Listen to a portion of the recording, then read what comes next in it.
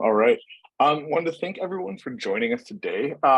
We are the Turnitin team, and we're going to be walking you through our product similarity and talking through next steps for our Unicheck migration. So I'm Michael. I'm going to be sort of your MC today, and I'm going to be tag teaming this with my colleague Gretchen. First up, we have a few housekeeping items that we're going to go through. So all participants are going to be muted, although we'd love to hear your voices, but that might be a lot for us to handle. We do have a Zoom webinar Q&A, so feel free to drop those in the chat at any time, and we'll try to adjust those as they come. We also have two of our additional colleagues working on this, Katie and Jill, who you likely won't see, then they'll be answering those questions throughout. And then after the fact, we will, eventually send this out to everyone and post it in our resources. So you'll be able to, go back and look through anything that you might have missed. All right.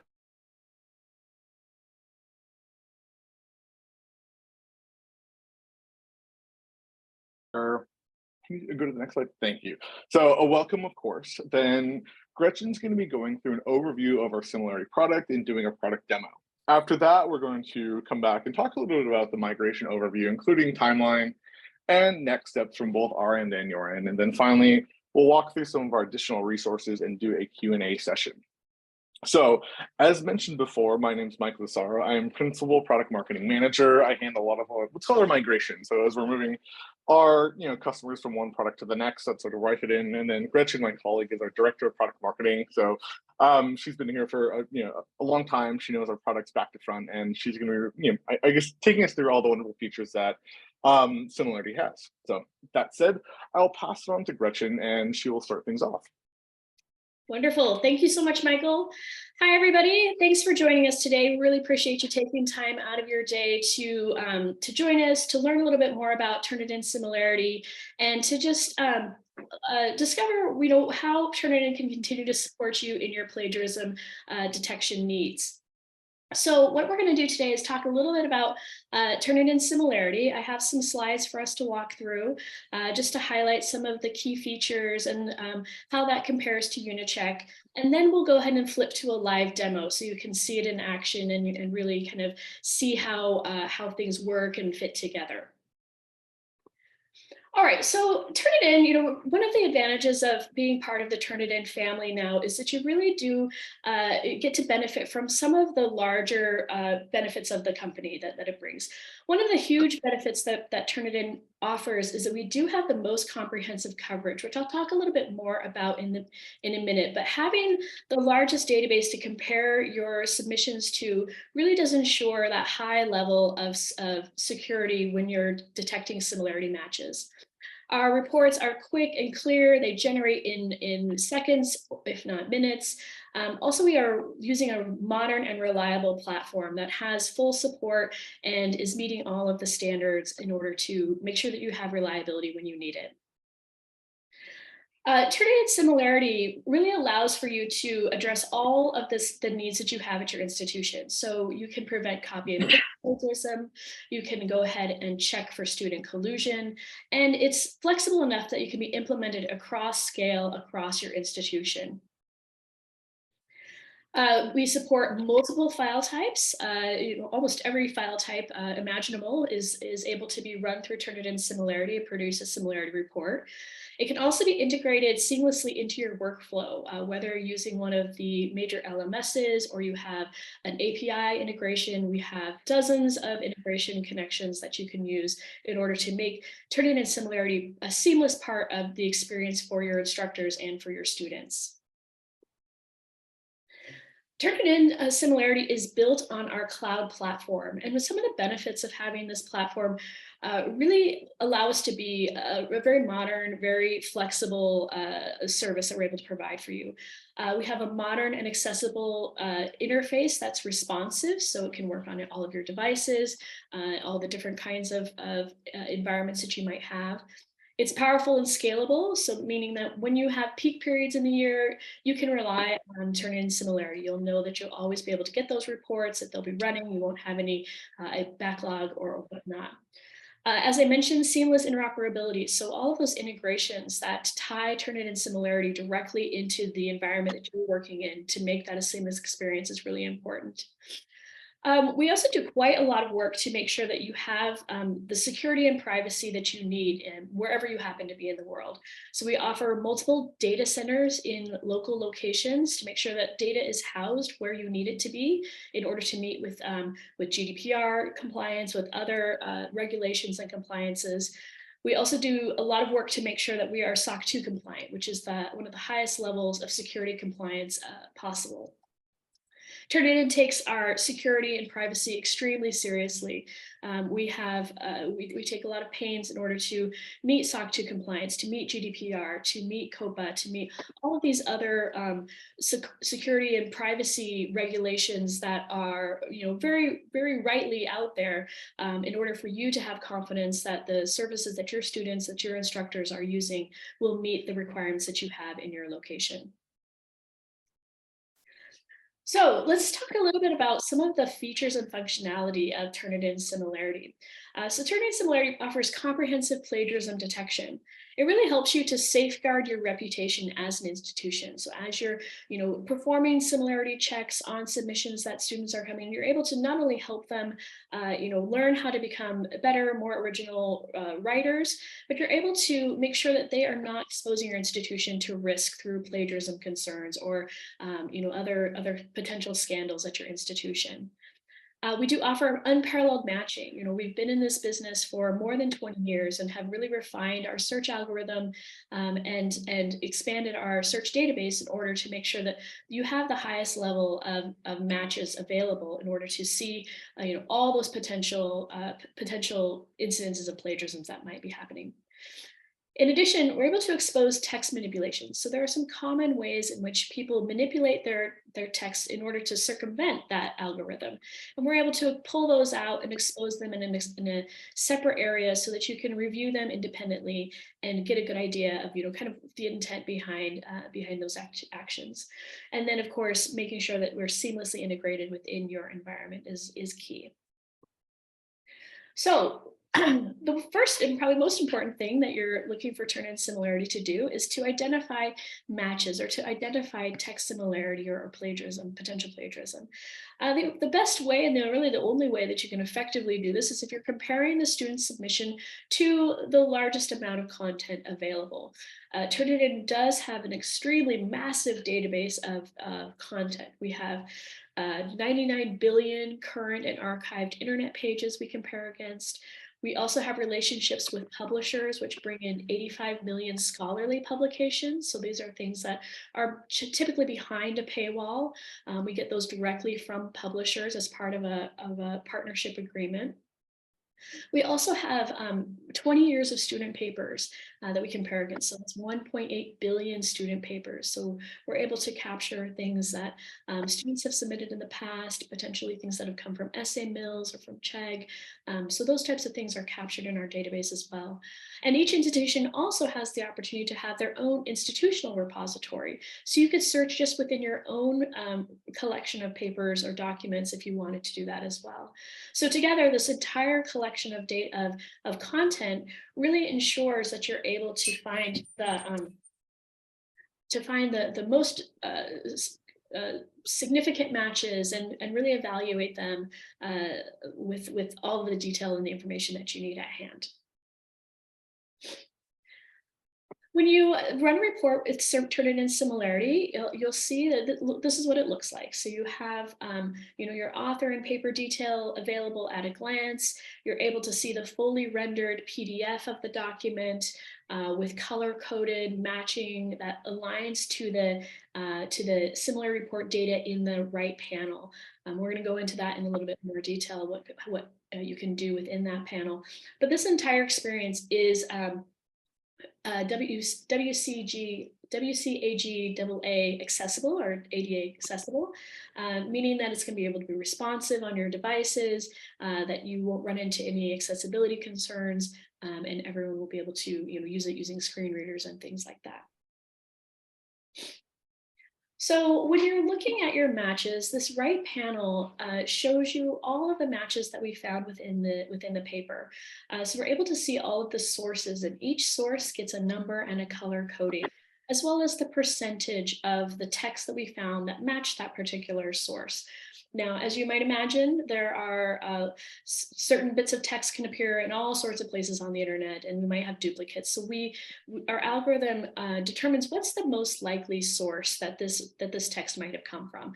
It does that based on popularity of the source, based on location, some other factors that just really help to determine what is the most likely place where this person might have found this text in order to copy it and bring it over. We can dig in a little bit more to see all of the information about those sources.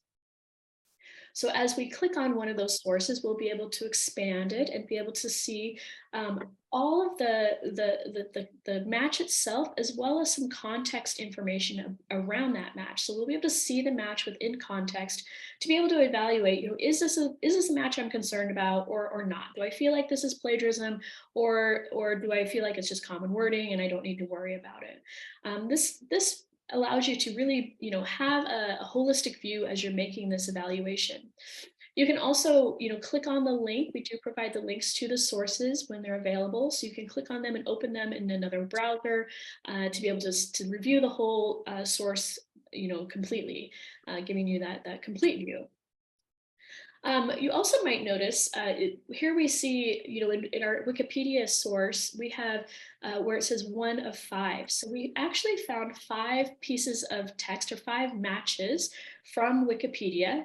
And you could go ahead and just thumb through each of those 5 matches to see them easily there. And together, all 5 of those matches equal 36% of the total words within that paper that have been found to be similar. So that's how you're getting that sort of percentage and able to evaluate within each of the source matches, the text around it, and the information that it was coming from. To help you to refine your searches down, or to refine those matches down, to really find the ones that are the most critical for you when you're reviewing your report, there are a lot of exclusions that you can make. So you could go ahead and exclude entire search repositories. So before, I talked about how we have the internet, we have our publications, we have our relationships through publishers with Crossref, we have papers from students, which are submitted works. You could go ahead and remove any of those databases from this match set, and then we'll just exclude them out. So if you're not concerned about matching against student papers, for example, you could go ahead and just check that student submitted works box, and that will remove any matches we found against student work. Same for types of content within the paper itself. So you could remove bibliographies and citations, you could remove quotes, you can even remove small matches that are less than a certain number of words, and you can choose the level of words you'd like to put in there. So the default is 8, you can choose 10, 20, 30, whatever works for you. We're also able to identify citations and allow you to exclude them as well. So this is just another level of exclusion that allows you to refine it a little bit more closely to increase the accuracy of your similarity report. So this refines it a little bit more to find those specific citations and choose to exclude them from your report if you'd like to. One of the things that's really exciting about Turnitin Similarity is that we are also kind of trying to make it get smarter based on your input. So when you exclude a match or exclude a source, you can let us know why. Like what drove you to make the decision not to put this in there? And as you let us know the reasons for excluding text or excluding the sources, that will make our search algorithm smarter. We'll be able to understand more completely the analysis that you're doing as you're choosing to include or exclude matches in order to be able to do it better the next time. And so as we continue to get more and more information from our users about how they're making use of these matches, we're able to improve the future results, continuing to improve your experience. The other thing that's helpful is we're able to identify when potential student collusion might be happening by matching against other student submissions. So when we do have that student information, we're able to share that with you. So this a lot of times will depend on the permission levels of the institution that student is with. Sometimes they're willing to share that student's details, sometimes they're not. If they are, we will go ahead and share what kind of course the assignment came from, the name of the assignment, assignment, any other specific information that we have available in order for you to have a little bit more confidence in whether or not this is a collusion case or not. Another really valuable feature of Turnitin Similarity is the ability to identify when text has been modified in order to kind of circumvent that searching and matching algorithm. And we pull those modifications into a separate panel, which we call our document flags. And document flags highlight two different types of text manipulations. The first is where text has been hidden. So that's where we have like really teeny tiny white characters or hidden, quotation marks or things that are meant to disrupt the algorithm from identifying something as a match. Also replaced characters. So you can replace a Latin character A with a Cyrillic character A, and they look visually the same, but on the back end, the algorithm identifies that as not a word, and so it takes it out of the similarity, doesn't see it as a match, and it's a way to kind of just fool the system and do that. So this allows you to see where those instances are happening without having to download the paper, copy all, put it into, all the same font size, all the same color size. That really lets you just kind of do it right here within your interface, which is very handy. And this is also a feature that Unicheck had that we also felt was valuable. And so we brought it here as well.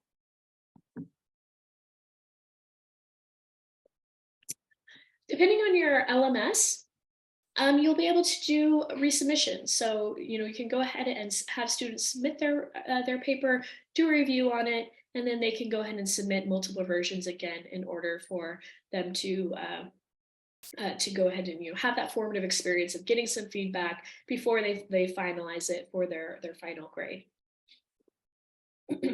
And then, of course, you may want to download and print your reports. So we do allow you to do that as well. So the reports are generated and able to be downloaded and stored as a PDF. And that is something that we find people really love to do. And so that's an important feature within Turnitin Similarity. So when we look at Unicheck and Turnitin Similarity side by side, they really are very similar. They have a lot of the same features, functionality, a lot of the same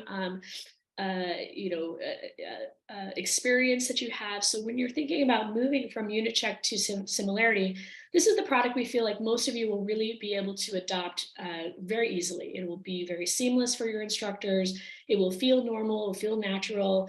It will not have a big lift in order for people to begin to utilize it.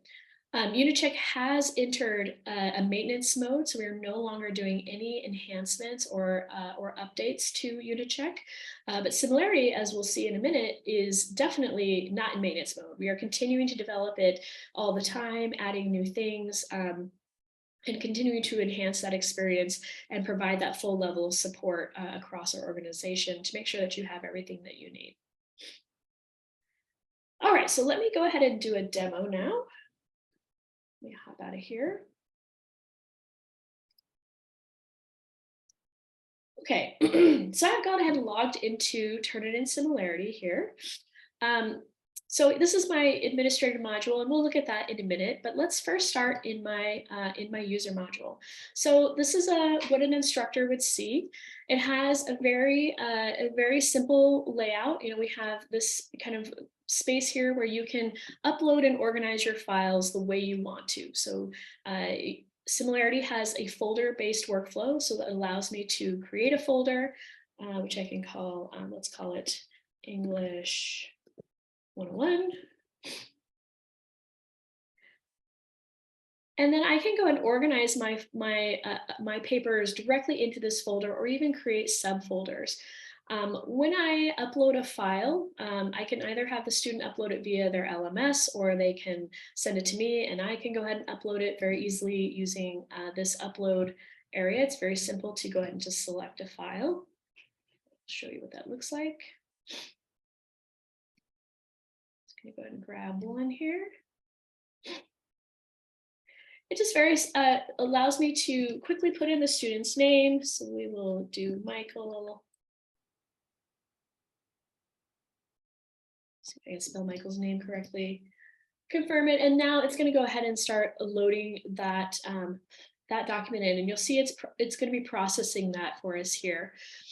We'll be able to always see the name of the file. We'll be able to see the author of it, and then the similarity report or similarity score that was generated when the file was run. So if you're submitting via an LMS, this will automatically be running every time the paper is submitted. Automatically runs the similarity report, and you'll be able to see that similarity score within your LMS inbox. So this is just the website view of that same experience. And then you'll be able to go in and check out the report pretty easily just by clicking on the document itself. It opens up into a new window. And we'll go ahead and show you what this looks like.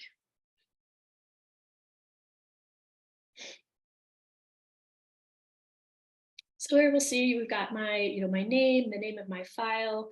I can always get more details about that submission there. I can always connect to help if I have questions. But I have my fully rendered PDF here along with some matches. So you'll notice I've got some matches here that align to my scores in my similarity report. 51% of this paper matches known text. So this is known similarities matching. So it's not saying it's plagiarized. It's not saying, we are definitely finding plagiarism here. We're saying that 51% of the text within this document matches other known text. So if I wanted to explore these matches, I could go ahead and see of the first of the 12 matches from this static shell source, I can see this match within context and be able to identify, do I feel like this is a lot of copy and paste? Probably. This seems like a pretty big chunk, but I want to review it in detail just to make sure I felt confident in that. But I can continue to sort of thumb through my matches here and review them. With other matches, so here's one from NIH. If I feel like, this is not a match that I am worried about, I could go ahead and just exclude this text. I could do that here, or I could also do this up here. And I could go ahead and exclude this match and then just let us know why. This is that moment where we're able to help inform, what makes a good match, what makes a strong match in order for us to do it better the next time. So we could say, this is part of the instructions, it's cited or quoted material, this is a valid collaboration, this is common wording, other, or you could just go ahead and exclude it without a reason. So I'm going to go ahead and say this is common wording, and we'll go ahead and remove that one. So I can go ahead and review these matches here this way. I can also go ahead and modify my settings if I want to refine my report further. So here I'm searching all of my databases, so internet publications, submitted works. If I wanted to remove submitted works, it doesn't impact my similarity score. I didn't really have any matches to that, but if I removed internet, probably a big change, 9% now. I can also choose to exclude different types of sections. I could exclude my bibliography. I could exclude small matches, let's say less than 15. And to see we're really getting down to, kind of the most critical matches there. So that's really brought me down to this one match here, which maybe I really need to pay close attention to. So as you're working with your report, you're able to really narrow down on what's most important and most valuable. And if I wanted to bring those back in, I could go ahead and add all of my text blocks back.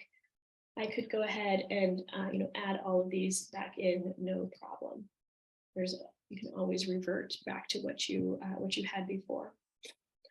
So the other thing I want to show you here is the flags. So let's look at that. So we do have 2 flags that have been found within this document. The first is replaced characters. So here is where we have seen instances of Latin A's being replaced by Cyrillic letter A's. And so we're able to see every instance where that has happened. And then also hidden text. So these are, because I put them in, I know, these are very tiny periods that are breaking up the text here. So we're able to see those as well. So wherever you have instances of those, we do highlight them with these little red boxes to make them very apparent. Now, That is what's in Turnitin Similarity today. And we'll talk about the admin module in just a second. But I'm sure all of you have noticed this AI button over here. And there's lots of questions I see in the chat about AI. So as you might have heard, Turnitin did release our AI indicator button, which is this thing, on April 4th. It's in a preview mode now. So we're allowing all of our customers, no matter which product you have, to preview our AI indicator until the end of the year. And after that point, it will only be available in Turnitin Originality. So we'll see it today in Similarity, but after December 31st, 2023, that will only be available in Turnitin Originality. So let's see what this looks like. So when we see AI, or when our AI detection algorithm detects AI, we do determine what that looks like, and it opens up into a new window here. And the first thing that's important is there's a little tour we could take, but we're not going to take that right now, but it kind of walks us around because I'm going to do the tour. Here, it identifies the percent of the submission we believe has been generated by AI. It has some information here about how we are detecting AI, so kind of what goes into Turnitin's algorithm. We do have an AI team here that is actively doing research and developing AI detection. And then we have resources for educators. So if you have instructors that encounter this and want to learn a bit more about how it works, or think about some of the applications, we do have some nice resources here that help to kind of clarify AI in this world of education today. So within the body of the paper, we're still able to see that our same PDF. So this is our same PDF, but here we see highlighted the text that we believe was generated by AI. So you're able to kind of evaluate that separately from text similarity. So this is original text developed by an AI writer, and you can kind of see that in isolation in this own separate window. Again, this is not going to be in Turnitin Similarity after the end of the year. It's in a preview state only for now, but wanted to just let you know this is, if this is a need that you have, maybe Turnitin Originality, which is very similar to Turnitin Similarity, but has tools like this that kind of support emerging trends and some of other things like contract cheating and paraphrasing, might be a good fit for you. Okay, so let's hop back over to our administrative module really quickly.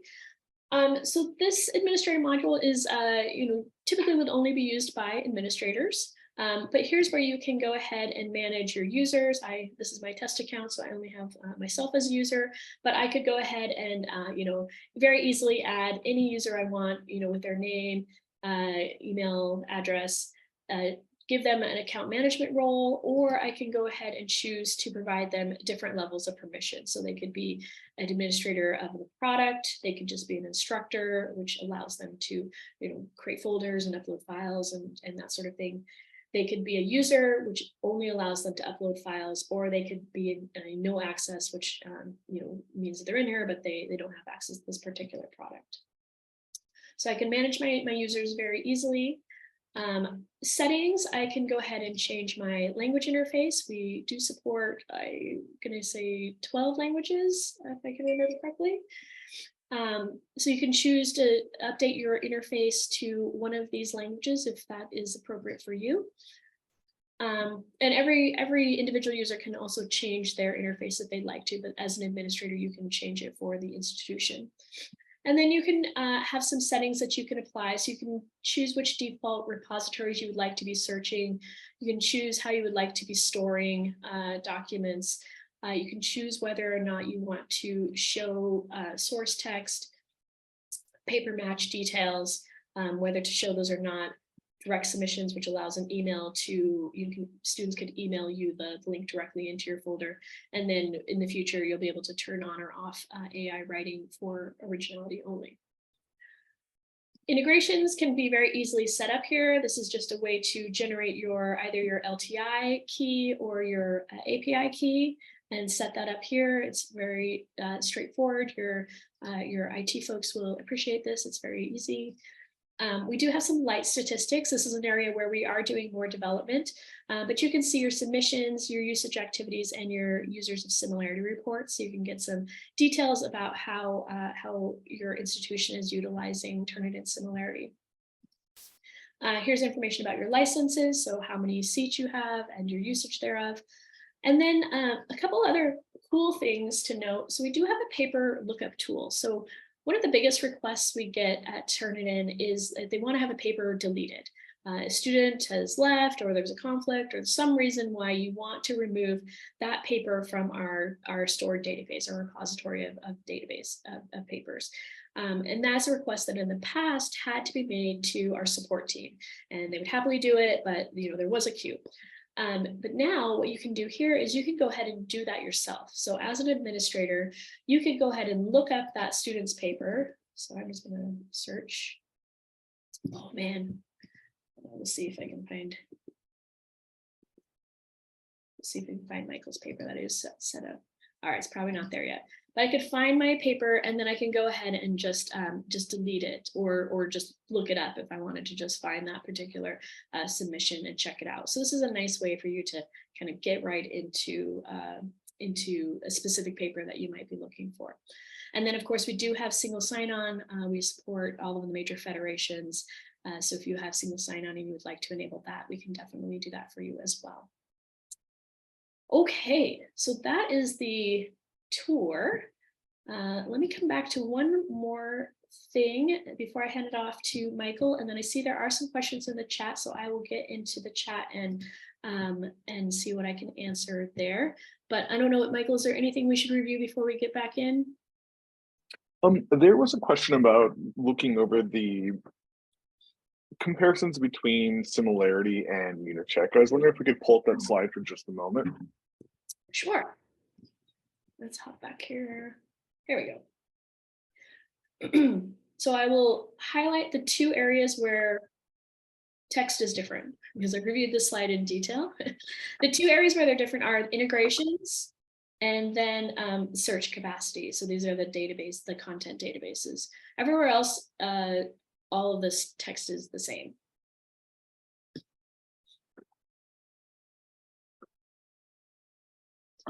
For a second. Okay. All right, great. So let me finish up with, I've been mentioning with respect to the AI indicator, some of the features that are available in our other products. So wanted to just introduce those to you. Today's webinar is really about introducing you to Turnitin Similarity, which is most likely the solution that will fit you best because it's very close to the experience you had with Unicheck. But if you do have other goals or other needs, for example, if AI writing is important to you, Turnitin Originality does offer that, as well as Feedback Studio with Originality.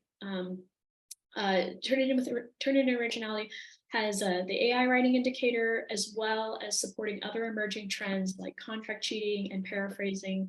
It also has a tool called Draft Coach, which is a student tool that allows students to have a little side panel while they're drafting, either in Google Docs or in Microsoft Word on the web. And they can do similarity checks kind of on the fly as they're writing their paper, just to make sure that they are not accidentally plagiarizing. It also does citation checks for them to make sure that their citations are lining up. And then there's grammar in there as well. So there's English grammar, which is really helpful. Feedback Studio is another solution that we offer. It does not have the AI writing indicator, but it is really designed to help speed up grading and feedback. So there are lots of great tools to make grading easy, such as really robust rubrics, drag and drop comments called quick marks, lots of great stuff. It also includes Draft Coach, which is the student tool. And then Feedback Studio with Originality kind of has all that. It has all of the AI writing, it has the emerging trends for contract cheating and paraphrasing, it has the grading and feedback tools, and Draft Coach. So depending on what your needs are, there might be a better solution for you. We feel like Turnitin Similarity is probably the one you might want to get started with, but please reach out to your account manager, and they can kind of give you a demo or guide you to find the solution that's best for you. Okay. I think with that, I'm going to pass it over to Michael to talk about migration, and I will check in on some of these questions to see if I can answer any that popped up during the demo. All right. All right. Thank you so much, Christian. All right, so I'm going to talk through the, I guess, steps and stages of migrating to Turnitin from Unicheck. So the first thing to really discuss is like, what you will need to do, sort of like your key actions to kick things off. So there's three things here. The first one being connect with us. I'd say, there's been questions around data migration, questions on pricing. All those will be handled by your account manager. So that's kind of the first thing. The second thing is to determine your renewal status. So, when and how and which Turnitin product you're going to be going to, and then determining a migration timeframe. I did see some questions in the chat around, doing it over summer, and we'll get into that. All right. So the first thing to do is connect with us. So we have a centralized email that everyone would get in contact with. That's ucmigration@turnitin.com. From there, you'll be linked up with your account manager, and as mentioned, they'll answer all questions around pricing, around data migration, around renewal, sort of like what are the options, and then sort of like any other outstanding questions they might have. So that is to say, we have our team standing by to help you, and they're excited to get these things kicked off, and they'll help you every step of the way. So the key dates for this is anytime prior to December 2023, which we'll get into in a second, but obviously we recommend getting in touch with them ASAP. All right.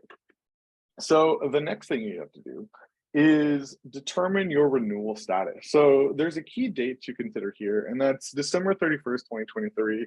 That's when we'll stop renewing with Unicheck altogether. So we understand that, some folks will need to renew once more before the product basically has stopped being supported. And it's really to determine, like, do you want to migrate over now, or do you need that extra gear? So it's going to be on you. And also you're sort of determining, beyond renewal status, sort of that when, but, do you want to go to Similarity, which is what Christian went over? Do you want to go to one of our other products? And of course, our customer success managers, your account managers will be on hand to help you out with this. All right, and the last thing is determining your migration status. Can you go to the next slide, Gretchen? Thank you. All right, so we have multiple migration periods that we're going to go over, but essentially it's choosing the time that works best for you. So as mentioned in one of the questions, summer is going to be a great time. I worked in education myself for a number of years, and know summer is very much the best time to do this, which is why we have multiple options over the summer months, and then one over what would be considered like your winter break. So what we're going to be doing, obviously, like, during these time periods, what's called our migration windows, we're going to be hosting monthly webinars. These are very much workshops to help you set you up for success. And the thing to consider here is that full access to Unicheck ends on December 31st, 2024. So keeping that date in mind, when do you want to start using your next Turnitin product? That's sort of like the big thing to ask yourself. All right, so we're going to look at a timeline. This is kind of like a broad overview of what migration looks like. So today, of course, is our informational webinar. And then June, July, and August is when we start a migration window. So if summer is the right time for you to do that, we'd recommend doing one of these. And of course, for each of these months, so we're going to be holding a customer training, essentially, similar to this, and walking you through what you need to do to migrate. You jump forward a little bit, Q4 2023, we're also holding a December migration period, and the renewal period ends. So if you've chosen not to renew by this point, you'll have to start a migration over to a Turnitin product. January, we're holding one final, essentially, migration period, so kind of capture those winter months. And then if you jump over to Q4 2024, we have Unicheck end of life. So you'll no longer be able to access that. Something to consider is that when you start your migration, you'll have a 30-day window, which we'll get into. And from here, we'll kind of talk about the migration stages. All right. So migration stages, pre-migration, migrating, and then post-migration. So it seems pretty straightforward. Pre-migration, we're not quite there. That sort of, pre-migration essentially starts when you get in touch with your, Turnitin wrap and kind of say like, hey, like I'm ready to do, or I want to renew, whatever that might look like. That's the pre-migration status. And then we have our migrating. That's, that 30-day window when you actually start the migration, when you set up your account, you do tests, and you get a feel for whichever Turnitin product that you're going to. Then of course we have post-migration. So this is when you are now fully transitioned all the way over to Turnitin. That's where your account lives. And of course you'll need to disseminate that information to the instructors and students at your institution.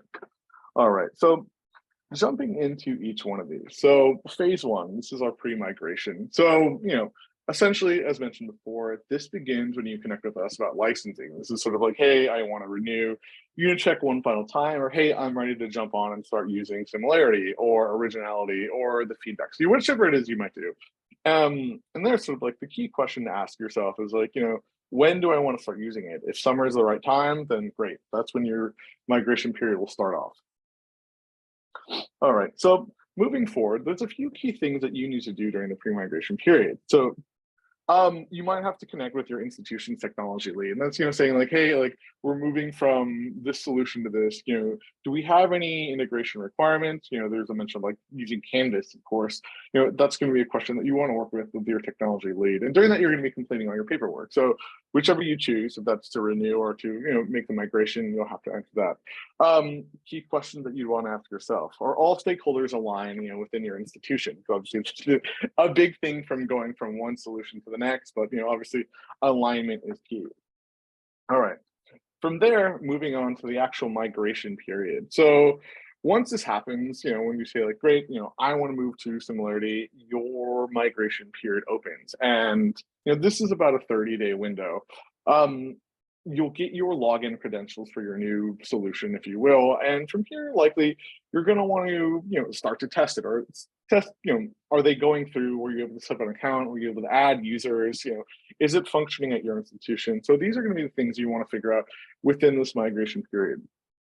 All right, so moving on, while we're migrating, we are going to be sending you communications to stay informed. So obviously this is key for us. And of course, as mentioned before, our account managers will be on hand to help you out throughout that. So you can expect during your migration period, a week before it starts, this is sort of like, hey, next steps, sign up for a training session, which will hold, monthly. We'll send you one on the day it starts, and then we'll send you one the day that it's ending. Kind of, like these are things that you can expect as you're migrating, what you need to do, and sort of like, these types of reminders will help you, I think, handle the transition smoothly. All right, and from there, once you have fully migrated over, you'll be in the post-migration period. So the big thing to consider is that you'll have read-only access to Unicheck for 6 months after your chosen date. So you can still fees it, of course, but students can't submit papers through there. And the real question to ask is, does everyone in your institution know that you are no longer using Unicheck, and that Unicheck will be leaving, December 31st, 2024. So that is what the migration process will look like. And of course, once you're fully migrated over to Turnitin, if you have any questions, support at turnitin.com is going to be your best friend. And, they'll help you address anything outstanding. From there, lastly, we have a few resources that we're going to be sharing. So we have a migrations hub, and this is, key resources and materials that we've built out that hopefully answer any additional questions you have. We have a discussion forum. So similarly, you could go and you can ask questions, and one of the four of us likely, or some of our product managers, will be on hand to answer that. We have help guides, of course. That's going to be key for instructors at your institution, onboarding essentially to using your new solution. And we have a product transition video, which kind of like highlights, again, like next steps. So that's a broad overview of what the migration process looks like. And I think we'll jump into Q&As. All right, so let's go through as needed. Yeah, we had some good questions come in during the demo portion. So a few of them I was able to answer while Michael was chatting, but a couple I wanted to just touch base on. One of them, Casey asks, how long will we have access to past reports in Unicheck? And how long will existing papers in Unicheck institutional database be moved to Turnitin? So once you're out of your migration period, so in your migration period, you'll have dual access. You'll have Turnitin Similarity and you'll have Unicheck still active. And so you can kind of compare back and forth. Once your migration period has ended and you're fully on Turnitin Similarity, you will have access to read-only Unicheck for the next 6 months. So if you need to go back and look at anything, you can certainly do that. If you do want to have your papers migrated, so you let your account manager know about that so that they can, make that part of your migration plan. There are some other questions about accessing through Canvas. So we do support Canvas. That is one of our supported integrations. Typically, when you're using Canvas, that is the experience that both instructors and students use. They'll, create their assignments in Canvas. The students will submit via Canvas. All of the activity kind of happens in Canvas, and you don't really get into the website interface that I was showing you today. All that activity kind of just sort of feeds back into Turnitin Similarity's backend, and you'll have access to it through Canvas. So that's the normal experience. Administrators would want to use the web-based kind of view in order to go in and do paper lookups and set up users and things like that. But for instructors and for students, they would interact pretty much exclusively through Canvas. There was a question about excluding self-plagiarism. So self-plagiarism is a tricky thing. It's one of those things where you have to kind of have it be published and be matched in order to find it. So we don't identify it specifically as self-plagiarism. There's no functionality for that per se. But if you are a published author and your work is out there and you are self-plagiarizing yourself, and we find that as a match, that would be kind of in that category of self-plagiarism. So there's no specific like find self-plagiarism, but it would come up as a normal similarity match. Let me see what else is in here.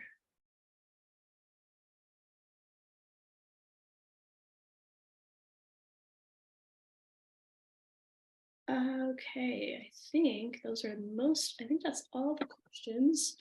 Are users automatically created when using an LMS? No, they are not automatically created when using an LMS, but you can use your single sign-on if you have that in order to manage your users. And then I think there actually might be a tool to upload spreadsheets. So you can upload your CSV of users instead of adding them individually. So you can export from your LMS, import into Similarity. Okay. All right, I think we've answered most of the questions. If you have, questions about your renewal or your license, be sure to reach out or respond to the emails from your account manager. They can definitely help you with that and should help you with that to make sure that you are able to either do one more renewal to get you through your migration period, or determine which product you want to migrate and get that ball rolling right away. We do encourage you to do that as soon as you can so that you have plenty of time and you don't have to run up against the clock of Unicheck being turned off. If you know your Unicheck person, you can go ahead and reach out to them and they can connect you if it's not the right person. If you don't know that, we should be getting some emails shortly, and you should be able to respond to one of those and we'll be able to connect you.